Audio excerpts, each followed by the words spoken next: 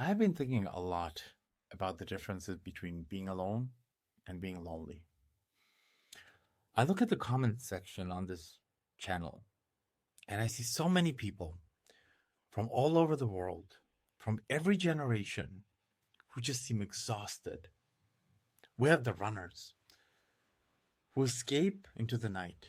We have the travelers who chase new horizons. We have the scrollers who numb themselves with information. And I realize that we are all doing the same thing. We are filling the silence because when the silence comes, memories come.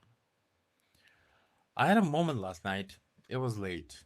I was just trying to sleep. The room was pitch black. And suddenly, a memory from a year ago just popped into my head. It wasn't even a big tragedy. It was just a moment, a mistake, a version of myself that I didn't like very much. And I immediately went physically to shake my head against the pillow and say, no, no, no, I'm not doing this. I don't want to think about this. I reached for my phone and, of course, I looked for a distraction. Anything to stop looking at that memory. And it hit me. I'm not afraid of the dark. I'm afraid of the person waiting for me in the dark. So I turned on the lamp. I grabbed this tablet and I just started typing. I didn't plan it at all. I just need to catch this train of thoughts because I was spiraling and get it out of my head so I could actually look at it. And what came out? Well, I think it is something that we need to talk about. So I titled it The Stranger You Live With. We live in the loudest era in human history, but I don't think we surround ourselves with the noise because we love the sound. I think we surround ourselves with the noise because we are terrified of the quiet. We treat silence like a leak in the roof. As soon as it appears, we have to plug it. We put on a podcast to do the dishes. We scroll through the social media while we brush our teeth. We text people we don't even like, just to see notification pop up on the screen. Why? Because in the silence, the performance ends. And when the performance ends, the audience of one remains. You know who I'm talking about. Is that voice in your head, the observer behind your eyes. For many of us, that observer feels like a critic. It feels like a judge. We avoid being alone with ourselves for the same reason we avoid being alone with ex-partner or a strict boss. We are afraid of what will be said when the door is closed. We are afraid of confrontations.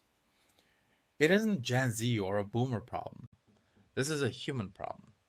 My grandfather might have buried himself into work to avoid his thoughts. I might bury myself in the internet. The tools changed, but the instinct remains the same. Run. Run before you have to feel it. And what are we feeling now? And what are we running from? We are running from the past. We all have a graveyard of memories that we refuse to visit. Maybe it is the embarrassment of who you were at 20. Maybe it is the guilt of a relationship you ruined. Maybe it is the grief of a person you never became. The memories live in silence. And when we sit still, they start to float to the surface. And our reaction is visceral. We cringe, we tense out, we say, no, no, no, no, no, not that. We treat our own history like a hostile territory. We treat our past selves like enemies we have excommunicated. But here's the tragedy of our strategy. When you abandon your past, you abandon yourself. You cannot feel whole if you have sliced off the part of your life that hurt. You cannot feel peace if you're constantly holding the door that shut against your own memories. That effort, the constant subconscious effort to push things away, it's exhausting. That is why you are tired even after you sleep. That is why you feel lonely when you are with your friends, because you're estranged from yourself. So how do we fix it? The gurus will tell you, love yourself. But that is a very tall order when you have spent years avoiding yourself. You can't just decide to love a stranger. So let's start smaller. Let's not try to love ourselves yet. Let's just try to meet ourselves. I want you to imagine the person in the mirror is someone you have just met. A stranger at a dinner party. If you have met a stranger who had been through a lot of pain, would you judge them? Would you bring up their own worst mistakes immediately? Would you tell them to shut up? No. You'd be curious. You'd be patient. You would ask, what happened to you? How did you survive that? We need to extend the same courtesy to ourselves. We need to sit in the room, put the phone down, and invite the strangers to the table. When the cringe comes out, when the bad memories surface, don't push it away. Look at it and say, I remember that. That was hard. I was young. I was scared. But I'm still here. It will be uncomfortable. It will be awkward. It feels safer to run. It feels easier to manufacture chaos or buy a plane ticket or start drama just to have something else to focus on. But you cannot run forever. Eventually, you run out of roads. Eventually, you run out of distractions. And when you do, you will find that person you were running from is actually the only person who can save you. Because the stranger in the mirror, they are the only ones who know the whole story. They are the only ones who know how hard you tried. They are the only ones who know that what it cost you to get here.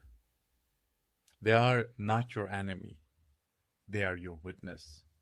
And they have been waiting for you very patiently for you to come home. I know it's scary. I know the instinct is to click off the video and find something loud to wash it away. But maybe just for today, try to stay in quiet just for a few minutes. If a memory comes up, let it come. You don't have to fight it. You just have to witness it. You might find that the stranger isn't scary after all. I'll see you in the next one.